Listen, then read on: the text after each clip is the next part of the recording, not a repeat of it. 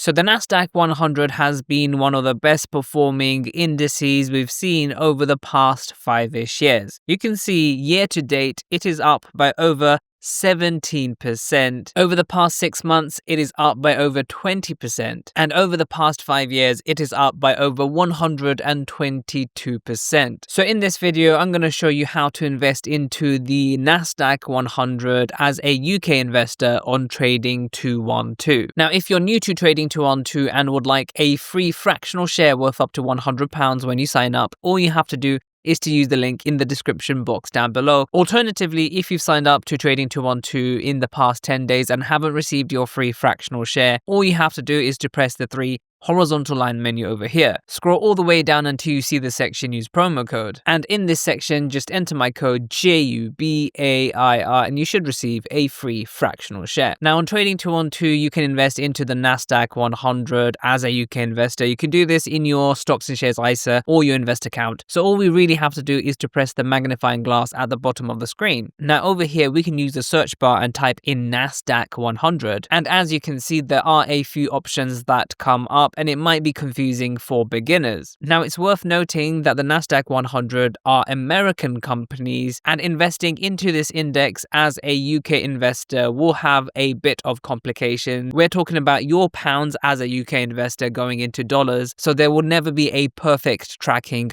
of the Nasdaq 100. So with the Nasdaq 100, there are a few fund providers that will provide an ETF that allows you to track the Nasdaq 100 over in the US. For example, we have Invesco, iShares, and Xtrackers, which offer these ETFs. And if you scroll down too far, in my opinion, there are some more dangerous versions of these ETFs. For example, a 3x leveraged covered call ETFs and way more leveraged stuff. I would completely avoid them as a beginner, as the risk into investing these is typically much higher than investing into normal ETFs. So what is the Nasdaq 100? Should we actually invest into that? So if we go into an iShares version of the fund, it will tell us more about what the underlying assets are. So this is the iShares Nasdaq 100 accumulating fund. Accumulating meaning here that the dividends are reinvested back into the fund. So the fund invests into a number of different companies. Some of those companies pay dividends usually 4 times a year. And instead of sharing those dividends to the shareholder, they will reinvest it back into the fund, so you should see the value of the fund going up. So this one has the ticker code CNX1, and as you can see, it is in pence. If you divide this number by just 100, you'll get the pound amount. Now you can see this fund over the past year is up by over 24%. Depending on when you view this, this may be higher or lower, so it doesn't really matter. If we scroll all the way down, we can see under fund allocation what this ETF actually invests into. So here are the top 10 holdings for this Nasdaq 100 fund. Nvidia is very high at nearly 10%, so 9.7%. Microsoft is also very high at 8.32%. Apple at 7.67%. Broadcom also high at 6.25%. We also have Amazon, Meta, Alphabet, Tesla, and the list does go on. Now, if you haven't figured it out already, the Nasdaq 100 relies very heavily on the technology sector, and it's no wonder why it has been performing so well over the past 2 to 3 years. As you can see, technology has a weighting of over 53%. And if you add up communication services, which is technically still IT, the weighting towards IT, information technology, is over 64%. So this is very, very heavily weighted towards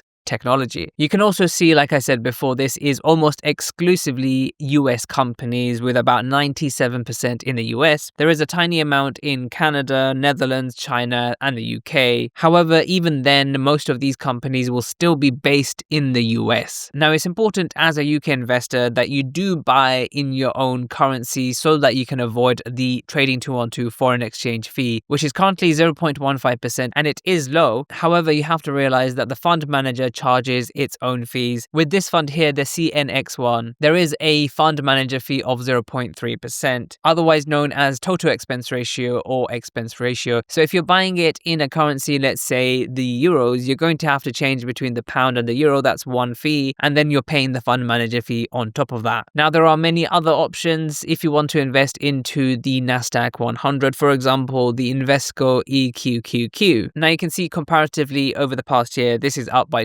23.71%, slightly lower returns, but I wouldn't read too much into that, as it could be just fluctuations between how the fund manager actually manages the fund. Unfortunately, on Trading 212, the extra stats aren't available just yet, so we're going to use an external website. Now, this is the website Just ETF, and it will show you some of the stats that are missing from the Trading 212 app. For example, you can see that the total expense ratio here for the Invesco EQQQ Nasdaq 100 is the same as the iShares equivalent at 0.3%. You can also see that the holdings are similar but not exactly the same. This one has a slightly higher weighting towards Nvidia, Microsoft also being higher, and you can actually check these out for yourself to decide which ETF you'd rather go with. If the fees are the same, then it all boils down to what the fund actually holds. Do bear in mind that there is a difference between the distributing version and the accumulating version. Typically with the distributing version, because the dividends are paid out separately, when you look at the graph, the returns might be slightly lower, and that probably explains the difference between this and the iShares fund, which was an accumulating version. If you wanted to, however, you can also get the accumulating version of the Invesco fund, and as you can see over the past year, this is up by over 26%, so it actually beats out the iShares equivalent. Again, I wouldn't read too much into it. This has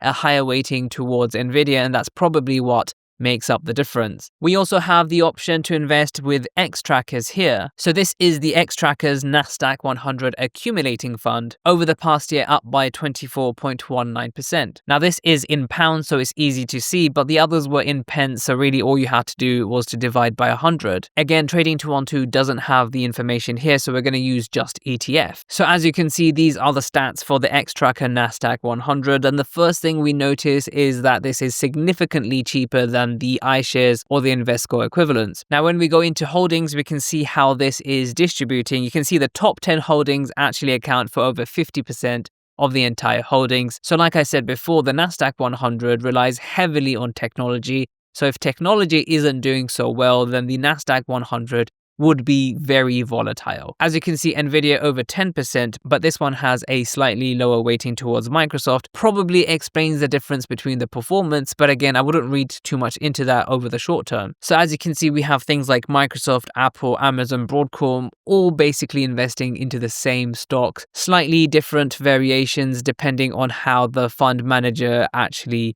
manages the ETF. So going back to the search menu, like I said before, I would not recommend any of the other ETFs because they are not typical or normal ETFs. They use leverage or covered calls, which adds another whole layer of risk. So with leverage shares, as you can see over the past year, it is up by over 50%. Now with a 3x leverage, you would assume that you are making 3 times as much. So let's say 26 times 3, that would be over 78%. But remember, leveraging is never perfect. When it goes down by 3 times. When it goes up, it goes also up by 3 times. And there's also a lot of other things that I'm not going to mention. If you are a beginner and you are not well versed with the risk, I would completely stay away, as you can lose more than you have initially expected. So if you want to invest into the Nasdaq 100 as a UK investor, there are a few good options on Trading 212. Like I said, you do want to avoid buying in a different currency. For example, if you buy in euros, you're essentially converting currency multiple times from pounds to euros, and then from euros to dollars, dollars to euros, euros to pounds, and that could complicate your returns and add excess fees. So make sure to check out some of my other videos, and I'll see you in the next video.